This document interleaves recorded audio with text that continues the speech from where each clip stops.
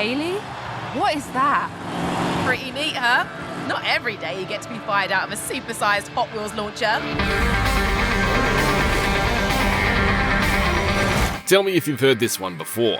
A world of death-defying die-cast-inspired racing on life-sized toy tracks. A freeway-scale jumble of giant orange raceways, jumps and loops across which you spill the contents of a dozen of the world's greatest car museums.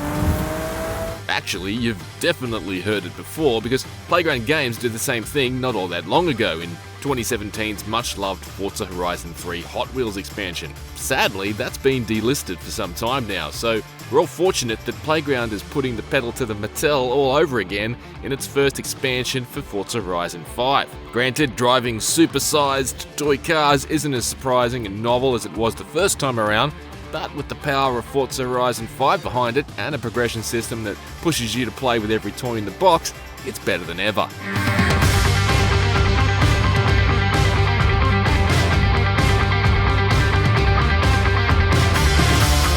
While Forza Horizon 5 Hot Wheels is similar to Forza Horizon 3's version on the surface, there are a few key differences that quickly become apparent.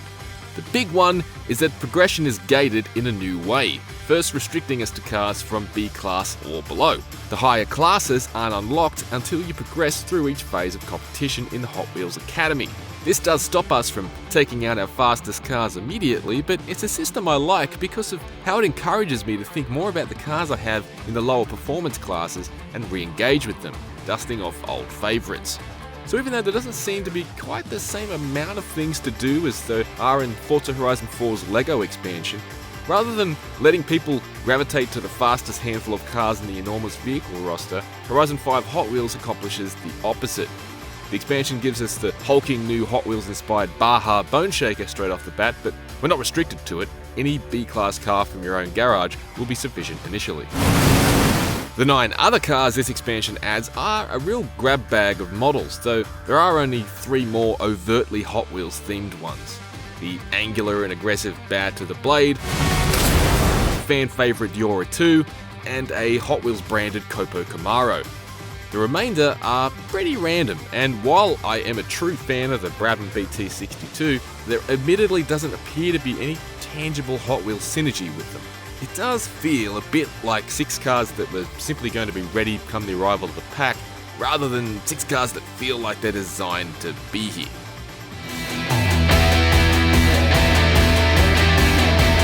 The real star of the show here is the mega map itself, which is both larger than the Forza Horizon 3 version and also higher. It's a floating quartet of themed islands miles above Mexico, meaning the vista is a spectacular blanket of fluffy white clouds. Combining that brilliant backdrop with the fabulous level of detail in the scuffed and translucent orange tracks arcing and weaving through the map makes for an unsurprisingly gorgeous looking racing game. It's certainly capable of some genuinely stunning moments, particularly careening into the active volcano for the first time and racing across a bubbling lava-filled lake. Hot Wheels for Horizon 5 also adds several track types that weren't present in the Horizon 3 version, including ice tracks, magnet tracks, wild water flumes, and long straights slung out under enormous fans that will help propel your cars to speeds I've never hit in a Forza game before. The added track types inject some pleasing variety, and the magnet tracks in particular seem well positioned to create some incredible stomach-churning drops without cars losing contact with the road and crashing at the base. Playground has also chucked in a decent pile of new Hot Wheels track pieces into its Eventlab creation tools, meaning we can actually build our own stretches of legitimate Hot Wheels track from one of several deliberately unfinished stubs on the map.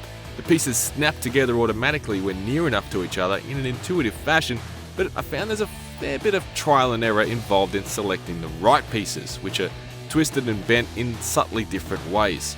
It's finicky, but I think there's a lot of potential here, particularly for patient and talented creators who've previously built very imaginative stunt tracks in Forza Horizon 5 itself with more limited construction pieces. Although it definitely doesn't boast the same granular level of control to stretch, shrink and warp track as the frankly incredible track builder in Hot Wheels Unleashed does.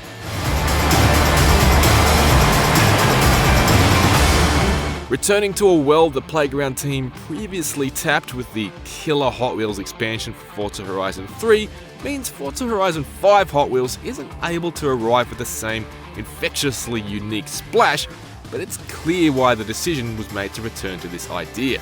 Forza's high-speed brand of life-sized toy-themed stunt racing is still a riotous good time. We're certainly in a golden era for Hot Wheels-themed racing games right now, with Milestone's surprisingly brilliant Hot Wheels Unleashed successfully carving up its own patch of orange plastic as well, but Forza Horizon 5 Hot Wheels is an essential expansion for new and returning Forza fans.